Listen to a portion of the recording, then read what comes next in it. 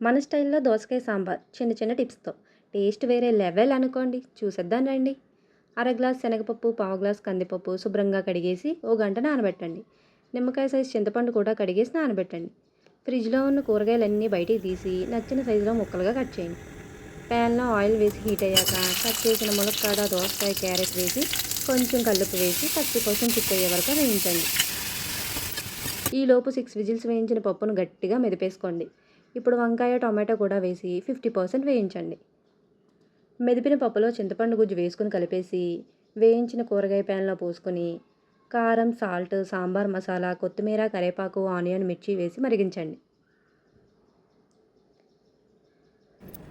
పోపు మాత్రం ఖచ్చితంగా నెయ్యితోనే పెట్టండి. వెల్లుల్లి, ఆవాలు, జీలకర్ర, ఎండుమిర్చి, కరివేపాకు, కొత్తిమీర లాస్ట్‌లో ఇంగువ వేసుకుని సాంబార్లో వేసేయండి. ఒక్క నిమిషం ఉంచి స్టవ్ ఆఫ్ చేయండి. సాంబార్ లైట్‌గా పులుపు ఉండి దోసకాయ కాంబినేషన్ విత్ నెయ్యి పోపుతో స్మెల్‌కే మీ ఇంట్లో సాంబార్ అని వీధి మొత్తం తెలుస్తుంది సుమీ.